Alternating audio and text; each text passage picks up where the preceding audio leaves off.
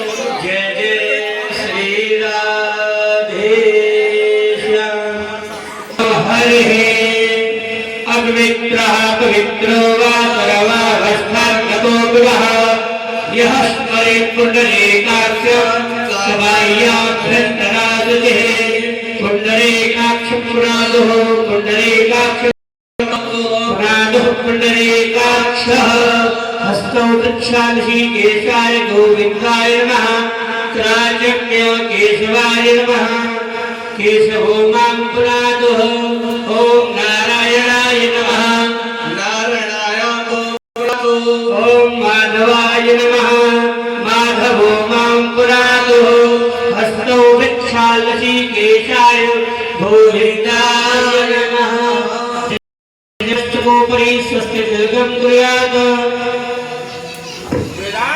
ओम मा स्वस्ताय स्वस्ति न इन्द्रो वृद्धश्रवाः स्वस्ति नः पूषा विश्ववेदाः स्वस्ति नस्तार्क्ष्यो अरिष्टानेभिः स्वस्ति नो बृहस्पतिर्दधातु यजमाने मस्तकोपरि स्वस्ति दीर्घं कुर्यात् त्रिपुण्डधारणं त्रियायुधं जामादग्नेः कस्या पश्यत्रियायुधं जगदेवे कृत्रियायुधं तन्नो अस्तु त्रियायुधं हस्ते अक्षतपुष्पं चादाय सर्वे ब्राह्मणाः उच्चस्वरेण मंगलमन्त्रान् पठेयुः ॐ स्वस्ताय स्वस्ति न इन्द्रो वृद्धश्रवाः स्वस्ति नः पूषा विश्ववेदाः स्वस्ति नस्तार्क्ष्यो अरिष्टानेभिः स्वस्ति नो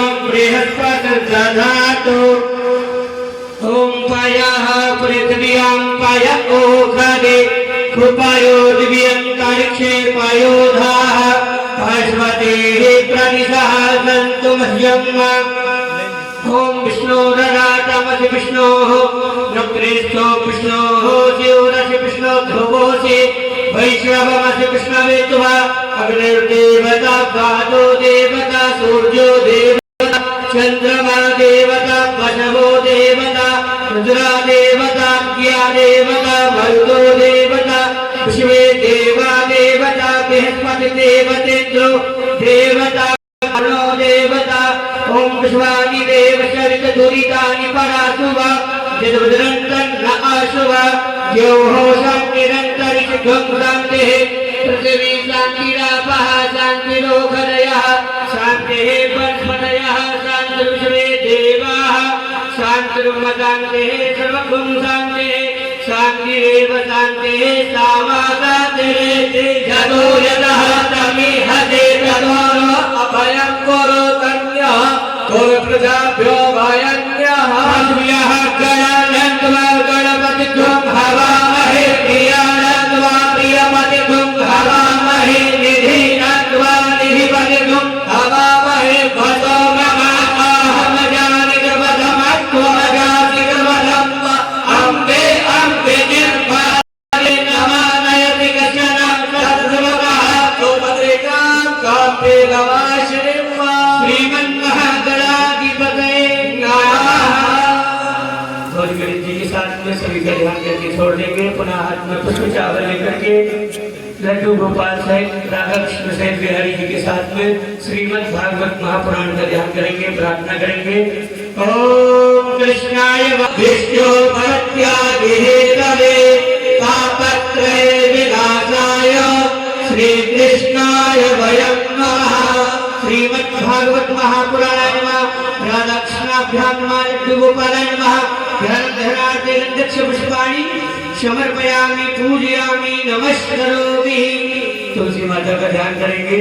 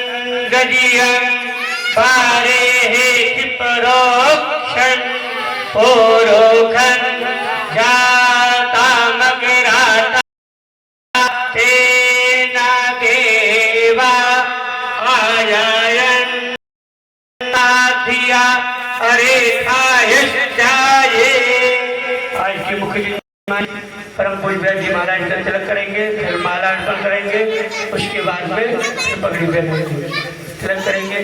ओम नारायणं नमस्कृत्यं नरं चैव नरोत्तमं देवीं सरस्वतीं व्यासं ततो जयमुदीरये।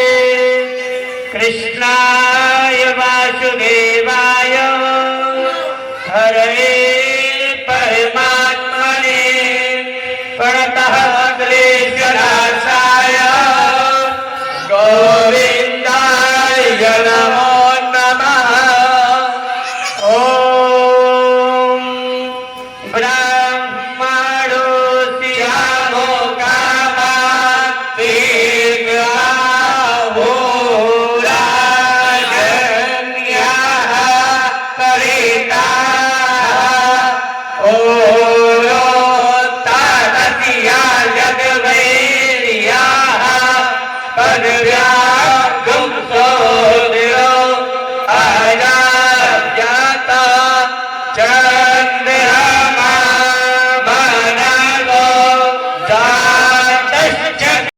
तब तक हम विवाह नहीं कर सकते।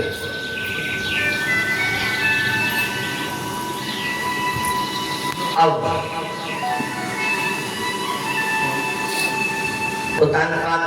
बोले चलो तुम्हारे पिता शरीर से प्राप्त मिलते हैं। अब जैसे पिताश्री से मिलते हैं तो पिताश्री देखते हैं और परिचय पाते हैं, मन बड़ा आकर्षित होता है और सुरुचि का विवाह उत्तनपाद से कर देते हैं। उत्तनपाद नाम के जो राजा थे वह सुरुचि को लेकर अपने घर की ओर, राज्य की ओर आने लगते हैं। जब अपने घर राज्य की ओर आने लगते हैं तो अपने घर का गृह प्रवेश कराते हैं। तो सुरुचि के घर में गृह प्रवेश करते ही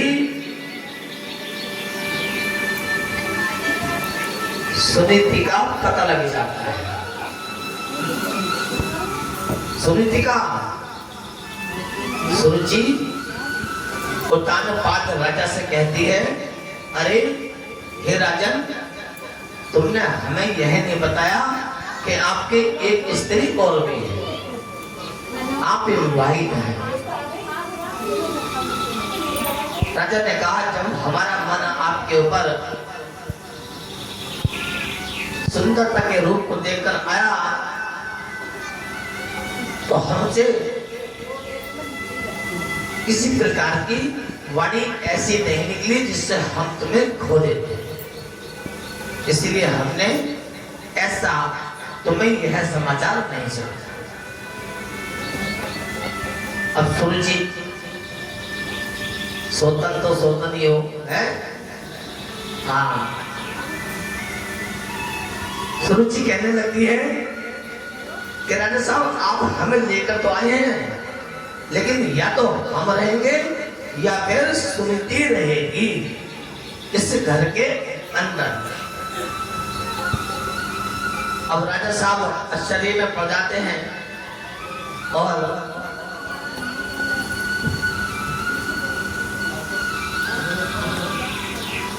सुनीति को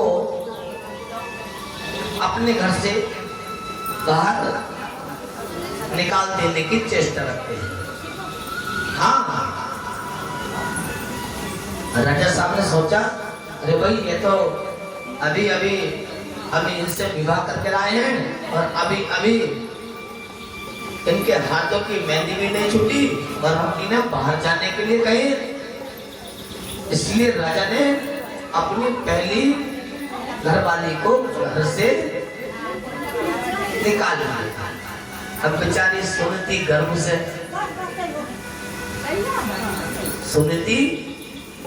थी। जब गर्भ से थी तो सुनीति बेचारी निकल करके कहाँ रुकना कहाँ जाना कुछ नहीं पता। जब घर से कोई स्त्री निकल जाती है और रिश्तेदार पड़ोसी गले नहीं लगाते तो क्या दिखता है? नारायण का द्वार। हाँ, अरे भगवान का द्वार तो दिखा देगा, कोई मंदिर कोई आश्रम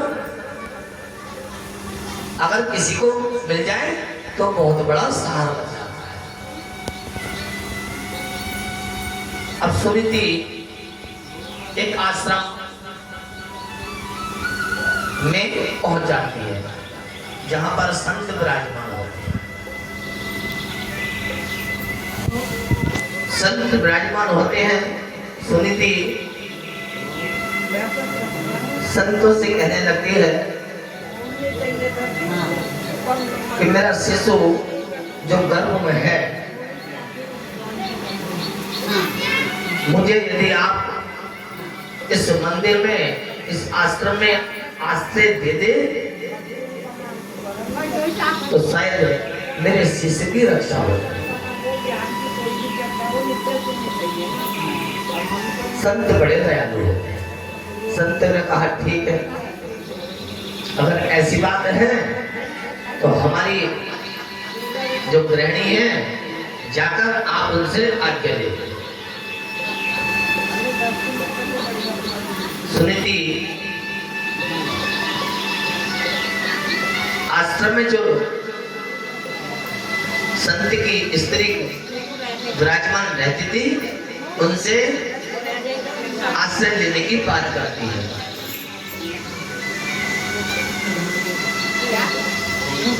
एक स्त्री के ही तत्व को जानती है। इसलिए जो भी तुम्हें व्यक्ति मिल जाए व्यवहार जंगल में वही तुम्हारा गुरु होगा और वही तुम्हें रास्ता बताने वाला होगा। अब वह बालक अपने घर से निकल जाते हैं। जब ध्रुव निकलता है तो रास्ते में बेबान जंगल, खोखला जंगल, हाथी चीतों का खतरा लगा रहता। अब रास्ते में उन्हें कौन मिलते हैं? हनुमान। हनुमान जी उन्हें रास्ते में मिल जाते हैं। हनुमान जी से कहते हैं ध्रुव क्या मुझे नारायण का पता बताओ। क्यों? क्योंकि हमारी माता जी ने हमसे यह कहा था कि जो सबसे पहले मिलेगा वही तुम्हारे गुरु होंगे और उन्हें तुम्हें गुरु मानना है और वही तुम्हें रास्ता बता सकते हो। इसलिए आप मुझे रास्ता बताएं। अब हनुमान जी ने सोचा भैया ये भक्त अच्छा मिल गया। हनुमान जी ने परीक्षा ली तो भैया ये बेमान जंगल है, घर चले जाओ, नारायण प्राण कहने मिलने के आगे इससे ज्यादा खतरनाक है। हाँ वो हरिद्वार से बाहर छिल्लक नदी का जो किनारा है बड़े खतरनाक हाँ जानवर रहते हैं, इसलिए तुम यहाँ से चले जाओ। बोले मैं जाने वाला नहीं, मुझे आप मार्ग बताओ। ठीक है। बोले एक काम करो, इस मार्ग से जाना और यदि तुम्हें नारद जी मिल गए, नारदम मिति दर्शना, यदि नारद जी ने तुम्हें दर्शन दे दिए तो समझ लो तुम्हें नारायण मिल गए 101%।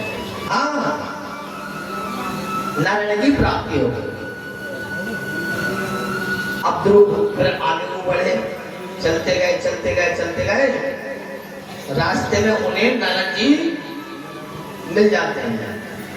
जब नारायण जी मिलते हैं तो नारायण जी से नारायण श्री हरि का नाम जप करने लगते हैं। क्या कि हम नारद हैं।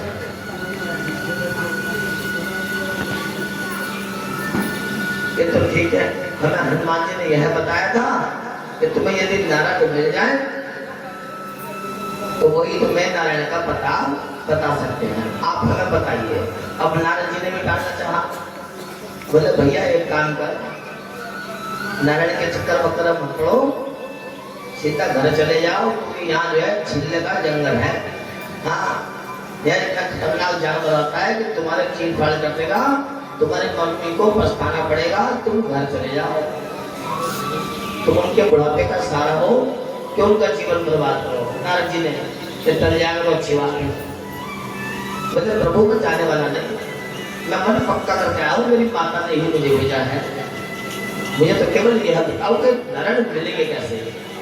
तो ठीक है भैया, अब ये बालक मानने का नहीं, ये परीक्षा में पास है, इसके इरादे मजबूत हैं। अरे जब किसी इंसान के इरादे मजबूत होते हैं तो गोविंद प्राप्त होते हैं, और जब किसी के इरादे मजबूत नहीं होते तो गोविंद की कृपा नहीं होती। क्यों? अरे हम मंदिरों में जाते हैं,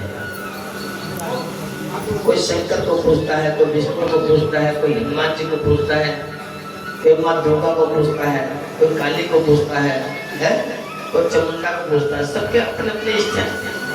हाँ तो जब सबको पूछते हैं सब लोग,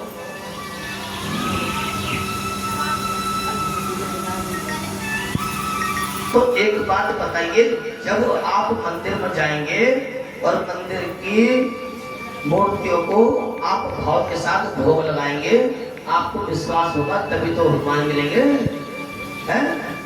तो भगवान का दूसरा नाम विश्वास है। अरे जब आप सबको विश्वास ही नहीं होगा तो इस श्रीमद् भागवत कथा के सुनाने के उपरांत गोविंद कृपा कैसे होगी? यहाँ आए हो तो आपको विश्वास करना पड़ेगा कि हमारे कन्हैया जी हैं, हमारे गोविंद हैं, हमारे रक्षक हैं, हमारे नारायण हैं।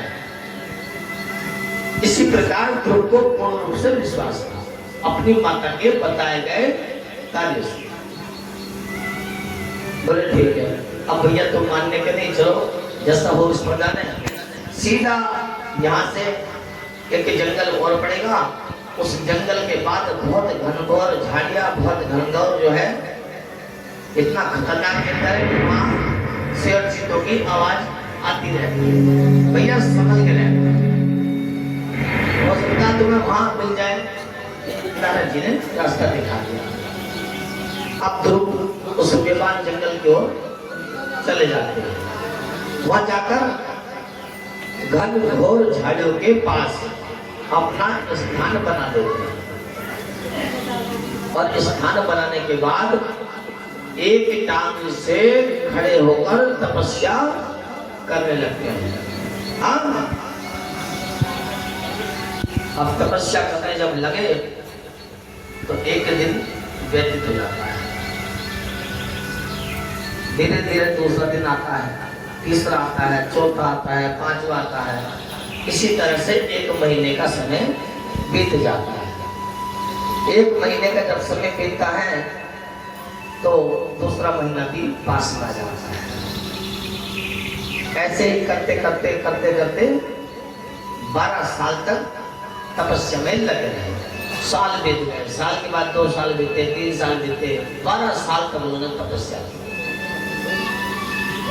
एक टांग पर रहे, इतनी खतरनाक तपस्या। अब जब कि देखो आसमान की तरफ देखो, ये जितने भी तारे हैं उन सब में तुम्हारी दी हुई बलि के सिर, ये सारे के सारे आसमान में बिछड़ रहे हैं, ये सारे भटक रहे हैं। नारद जी के कहने पर नारायण जी ने प्राचीन वही नाम के राजा के सारे पाप नष्ट कर दिए।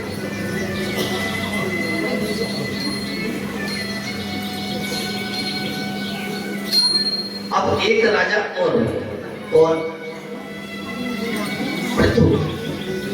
पृथु नाम के राजा। पृथु नाम के राजा इतने बलशाली थे, इतने बलशाली थे कि वह चाहे तो किसी को भी नष्ट कर सकते। अब पृथ्वी के मन के अंदर अभिमान आ गया, बोले आज मैं पृथ्वी को जिंदा छोड़ूंगा नहीं। इसको पृथ्वी पर, अरे जिसपे मानव रहने का कार्य करते हैं, ऐसे ऐसे व्यक्ति थे कि पृथ्वी को छोड़ने वाला नहीं।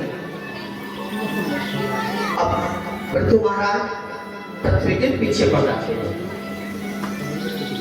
अब पृथ्वी आगे आगे, पृथ्वी पीछे पीछे, पृथ्वी आगे आगे, पृथ्वी पीछे पीछे। अब पृथ्वी ने सोचा भैया इस महाराज से जान कैसे बचाएं? धर्मात्मा तो है ही महाराज, इसके अंदर धर्मात्मा के गुण भी है, लेकिन पता नहीं इसको क्या हो गया, मेरे पीछे पीछे पड़ा हुआ, छोड़ने वाला नहीं। अब पृथ्वी ने अपनी जान बचाने के लिए अपना रूप गाय का ले लिया। किसका ले लिया? गाय का। हाँ, जब गाय का रूप ले लिया तो गाय को देखकर पृथ्वी उठ गई। बोले भाई इस गाय की जान कैसे ले? ये तो धर्मरूपी है, ये तो धर्मरूपी गाय है, इसको कैसे मारे? तो गाय को देखकर पृथ्वी बेचारे शांत हो गए। इस तरह से पृथ्वी से गाय का रूप धारण हो गया।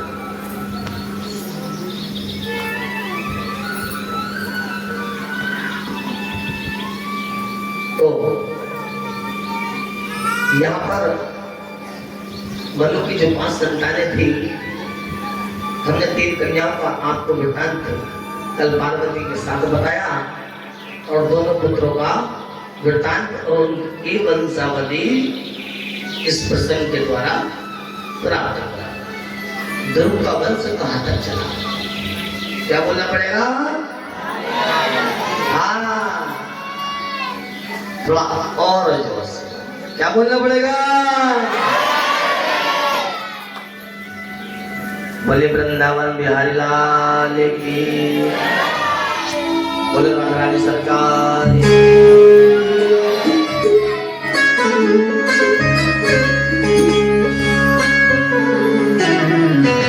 प्रभु को याद कर रहे हैं, नारायण को याद कर रहे हैं। बोलो बाकी बिहारी लाल की।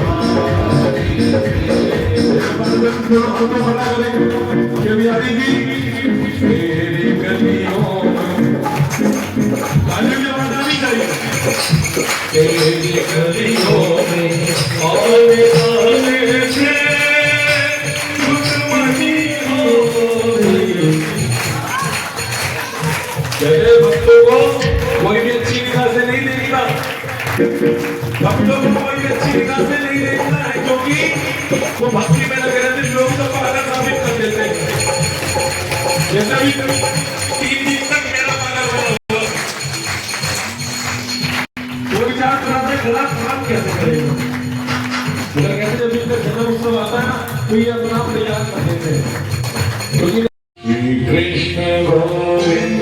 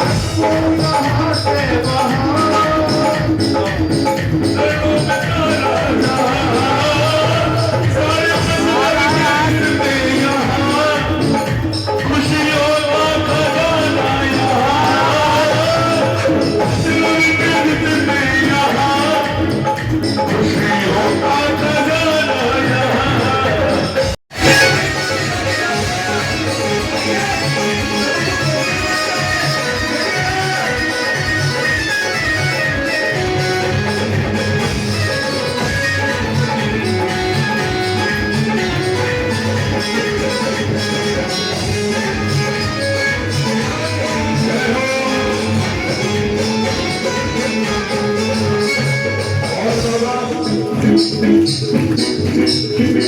लहर नहीं तेरी महिमा का वर्णन करूं मेरी बारी में बोलब नहीं तेरी महिमा का वर्णन करूं मेरी बारी में बोलब नहीं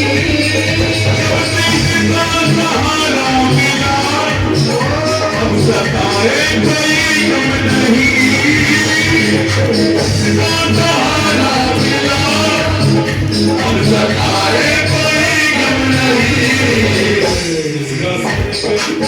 सर पे मेरे हाथ है सर पे मेरे हाथ है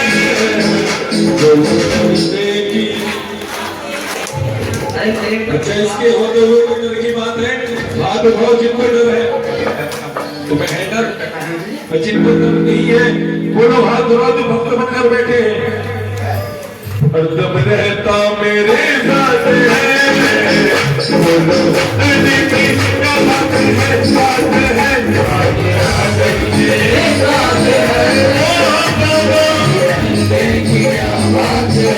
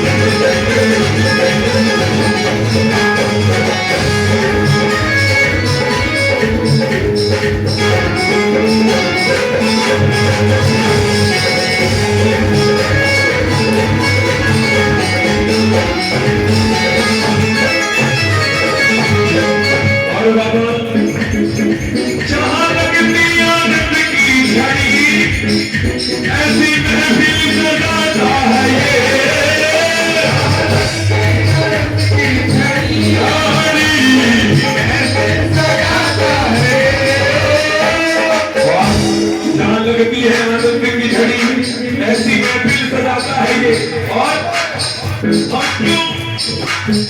हम क्यों दीवाना बने हम क्यों दीवाने यूं बने ऐसे चल में दिखाता है ये दीवाने बने ऐसे चल में दिखाता है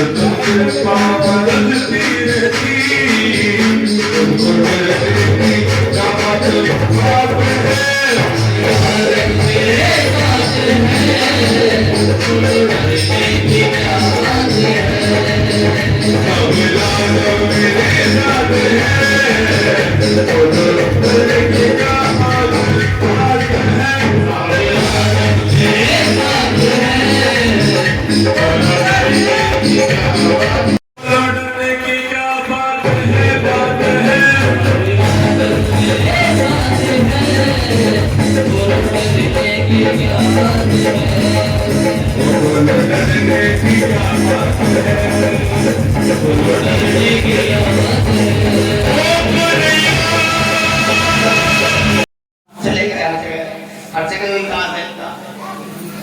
अब जब पता लग गया तो कंस पहुंच गए मथुरा। कंस जो है जब उनको पता लग जाता है तो कंस जो है अपनी तपस्या साधना करने के लिए कैलाश पर्वत पहुंच जाते हैं। वह कैलाश पर्वत पर पहुंचने के बाद तपस्या और साधना करते हैं, भगवान भोलेनाथ को प्रसन्न करते हैं और प्रसन्न करने के बाद भगवान भोलेनाथ उनको एक धनुष यज्ञ धनुष दे देते हैं। जब धनुष में देते हैं कि जाओ ये धनुष हम तुम्हें दे रहे हैं और ये धनुष कोई ऐसा वैसा धनुष नहीं, जब भी तुम्हें कोई मारने की चेष्टा करेगा वही इस धनुष को तोड़ने वाला होगा, ये ऐसा धनुष है। अब कंस को धनुष मिल जाता है। बोले वृंदावन बिहारी लाल की, बोलो राधा रानी सरकार की। क्या बोलना पड़ेगा? राधे राधे। अब कंस मथुरा पहुंच जाते हैं। मथुरा पहुंचने के पश्चात अपने पिता को बंदी बनाने का कार्य करते हैं, पिता को बंदी गृह में डालने का कार्य करते हैं। वहां से पिता के जितने भी मंत्रीगण थे, जितने भी पिता के सेनापति थे, सबको अपने अंडर में कंस ले लेते हैं, वहां के राजा बन जाते हैं। जब राजा बन जाते हैं तो हाहाकार मचाना शुरू कर देते हैं। उस राज्य के अंदर सारे के सारे सैनिक उन्हीं की जय जयकार बोलना शुरू कर देते हैं। उग्र शहर को बंदी गृह में डाल देते हैं। जब बंदी गृह में डाल देते हैं तो उनकी उग्र शहर कंस की एक बहन जिसका नाम देवकी है। हाँ, उस देवकी को कंस ने सोचा कि चलो एक काम मैंने पाप का किया, कम से कम मेरी बहन है, तेरी है, चचेरी जैसी भी है, मेरी बहन है, मैं कुछ काम तो नेकी का करूंगा। जब नेकी का काम करने का कार्य कंस ने सोचा तो बहन को वासुदेव के पास सूचना पहुंचा दी कि हमारी बहन का विवाह आपके साथ करने का प्रस्ताव है। विवाह करने का प्रस्ताव क्यों होता है और अपनी बहन को रथ पर बैठाकर ले जाने का कार्य करता है। जैसे रथ पर ले जाने का कार्य करता है तो आकाशवाणी हो जाती है और आकाशवाणी हो जाने के बाद आकाशवाणी कहती है कि इस देवकी का अष्टम पुत्र तुम्हारा काल होगा। क्या होगा? काल होगा। आकाशवाणी हो जाती है। अब जो भाई अपनी बहन को विदा करने जा रहा हो, वही भाई अपनी बहन के बाल नोचकर और उससे मारने के लिए तैयार हो जाते हैं। कंस तलवार उठा लेते हैं, लेकिन पति तो पत्नियों की आत्मा रक्षा करने के लिए होते हैं। जब रक्षा करने योग्य होते हैं तो वासुदेव ने कंस के समक्ष खड़े होकर कंस से कहा कि प्रभु तुम जो इसे मारते हो कोई इतना बड़ा पाप तो नहीं किया। अरे आकाशवाणी तो हुई है,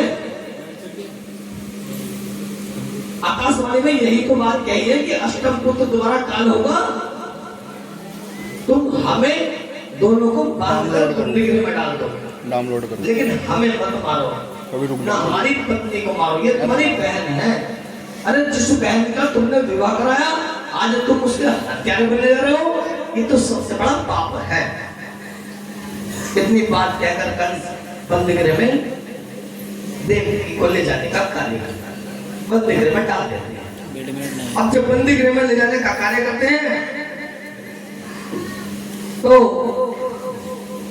भगवान श्री कृष्ण का जन्म होने का कार्य प्रारंभ होने वाला होता है। लेकिन जब भगवान श्री कृष्ण का जन्म होने का कार्य होता है तो गौतम ऋषि की पत्नी अहिल्या को श्राप लगा हुआ था, क्योंकि वरदान हमेशा फलीभूत होते हैं, जिसका जो वरदान है उससे प्राप्त होता है। गौतम ऋषि की पत्नी अहिल्या को श्राप लगा हुआ था इंद्र के द्वारा, क्योंकि इंद्र जो है गौतम ऋषि की पत्नी अहिल्या के साथ सहभाग करने का कार्य मन में विचार किया था कि हम इससे विवाह करना चाहते हैं। चंद्रमा को साक्षी बनाकर एक मुर्गे का रूप लेकर आचार देकर इंद्र गौतम ऋषि के रूप में कुटिया में विराजमान हो जाते हैं। गौतम ऋषि 3 बजे उठकर स्नान ध्यान करते हैं। माँ गंगा में स्नान जब करते हैं तो माँ गंगा कहती है कि तुम्हें ज्ञात नहीं कि तुम रात्रि का समय और 2 बजे मुझे जगा रहे हो और गंगा में स्नान कर रहे हो, इसलिए रात के समय कभी भी गंगा में स्नान नहीं करना चाहिए, क्योंकि दोष माना ब्रह्म मुहूर्त के समय करना चाहिए। गौतम ऋषि 4 बजे के समय स्नान करने जाते थे, लेकिन इंद्र के द्वारा छल उस मुर्गे का आचार देना, उठकर गंगा जी के पास पहुंचना, जब वहां से आकर देखा तो इंद्र गौतम ऋषि का रूप लेकर अहिल्या के कक्ष में चले गए। जब चले गए उन्होंने आते देखा कि भाई मेरे रूप में, मैं तो स्नान करने गया, मेरे रूप में हो जाता है। बोलो कृष्ण भगवान की। अब हमारे कन्हैया जी आने वाले हैं, रास्ता छोड़ दो भैया।